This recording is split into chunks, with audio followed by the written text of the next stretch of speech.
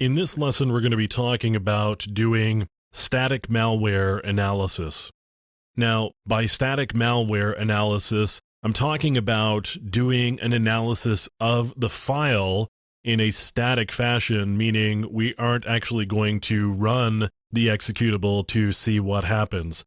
The file's just going to be sitting on disk, and we're not actually going to be running it. So we're going to protect our system in that way, and we can maybe get some additional information about what's going on with the program that we're going to be running. Now, one of the first things that you could do, I'm going to show you this utility called strings. And this is a pretty simple first thing to do, and sometimes we can get some information out of it.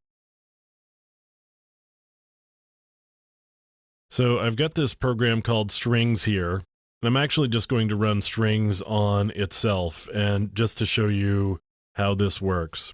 So what strings does is strings goes through an executable and finds sections where there are strings of printable ASCII characters that are null terminated, and once it finds those, it can print them out. Now, this output from strings seems pretty clear what we've got going on here. This is actually a piece of Microsoft code. We've got Redmond, Washington, Microsoft Corporation, Microsoft code signing, sysinternals utilities, which is of course where I got this particular piece of software from.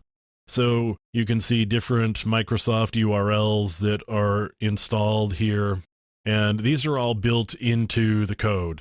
So this is pretty clear what we've got going on here. We've actually got the name of the author, Mark Rusinovich. So as I said, strings can actually provide you some pretty useful information.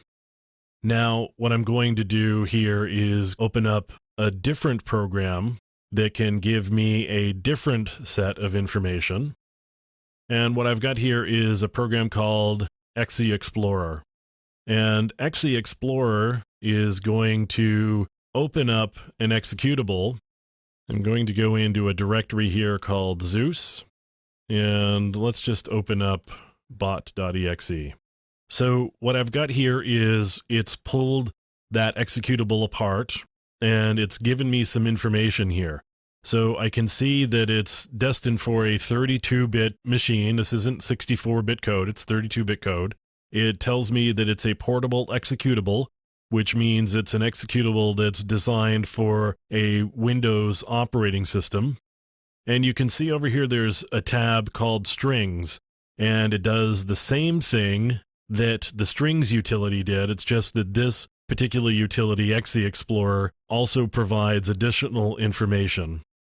Now, this piece of software here, if I do the strings, you can see a lot of function calls here, like GDI plus startup and GDI plus shutdown. Those are graphics devices. So the GDI suite of functions have to do with graphics. So whatever this program is doing, there's a graphical component. I can see a create stream, which means it's probably doing some sort of either file or network communication on HGlobal. It's not clear to me what's going on there.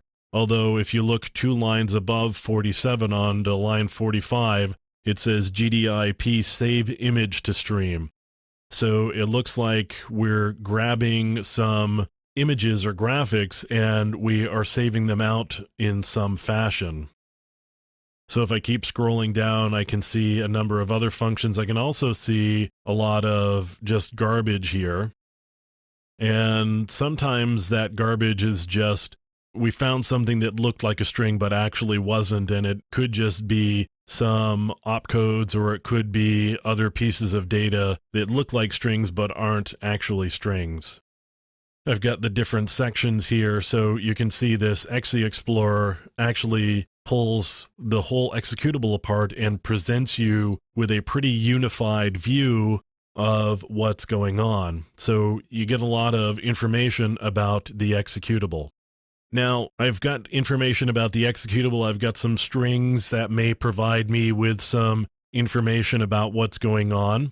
And I could actually also run this utility called PEID. And what PEID is going to do is it's going to tell me whether a particular piece of software is packed or not.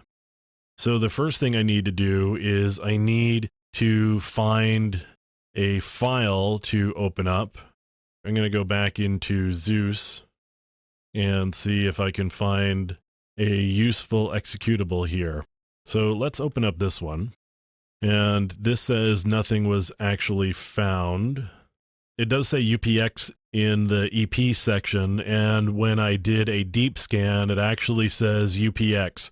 So this particular piece of software will look for packers, and what packers are is a way of obscuring pieces of code so it makes it harder to see what's going on. So all of that garbage that we got in the strings could very well have just been the fact that we had a packed executable, and so we didn't actually or couldn't actually see what was happening with it because the strings had actually been compressed or encrypted in a particular way, so we wouldn't be able to see that.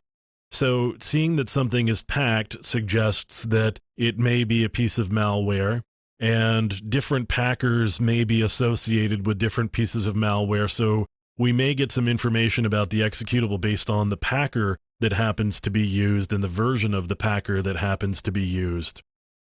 Now, we're doing static analysis, and so we're just looking at components of the file itself. So I could go into Zeus again, and I could find that same executable, and what I could do is I could bring up properties on it and see if there's anything in the details that tells me anything. Now, a normal program developed by a reputable vendor is going to have a description, a copyright, a product name, a product version, maybe even a file version. It's going to have information along those lines. The fact that this one doesn't suggests to me that either it was written by somebody who's not aware of how to set that information, or it's written by somebody who doesn't actually want to fill out that information. So we can find out a little something about the author of the program just by looking at the properties of it. Now, I've shown you a few different tactics and techniques for looking at malware in a static way, so it's not actually being run. And the reason for that is because, of course, there's danger in running malware. Now, in the next lesson, we're going to be talking about doing dynamic malware analysis, but that requires either a sandbox or some system that's not connected to anything so that you're not doing any damage to the system or anyone else anywhere near you on the network. So dynamic analysis gives us the ability to look at the malware actually in operation. In static malware analysis, we're really just looking at hints from the executable or the file itself to see if we can figure out what's happening just by looking at the file and what's in it and the information that we can pick up from digging through it a little bit.